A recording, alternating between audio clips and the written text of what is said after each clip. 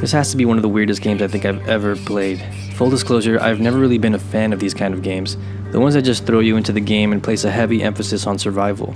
I'm super intrigued by the worlds of No Man's Sky and the mixture of excitement, curiosity, and fear I get from roaming unexplored terrain for hours, all while a GLaDOS-like voice reminds me that my life support is dropping.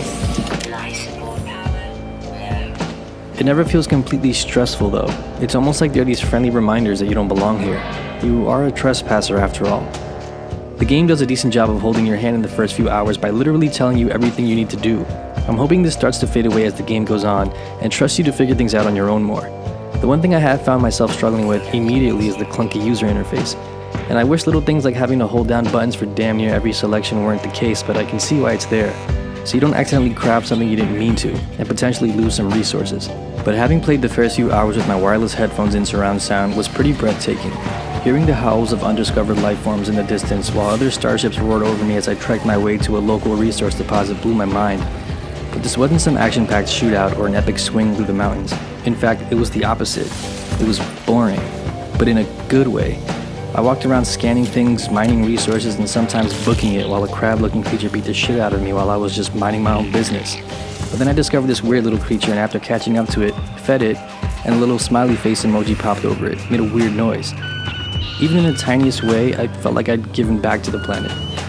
I'm only a few hours in so far, but it was incredibly gratifying to repair parts of my ship or upgrade my mining tool. Even if it did mean fumbling around in the clunky menus and dealing with odd control choices. But as someone who had very low expectations for this game, I'm extremely curious to go back and continue exploring. I wonder how long the high will last though. The lack of multiplayer at the moment is something that is a little bit disappointing. Sean Murray, the creator of No Man's Sky, was quoted as saying, "If you hope for things like PvP multiplayer or city building, piloting freighters, or building civilizations, that isn't what No Man's Sky is. Over time it might become some of those things through updates."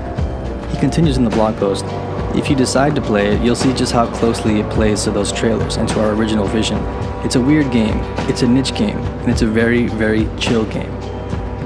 And if that's what their original vision is, I think that sums it up quite nicely thus far. For me, it's a game that's hard to put into words because everyone's experience will be unique. I can't wait to talk to others who've played the game and share stories. Knowing that there are other players racing to the center of the universe as I do things at my own pace feels interesting. It's an anti-social communal experience. I lost track of time playing the game and went to bed late with it on my mind. I still can't quite wrap my head around it. It's by no means perfect, but personally, I've never experienced anything quite like it, and I'm eager to jump back in. It's not a bad sign.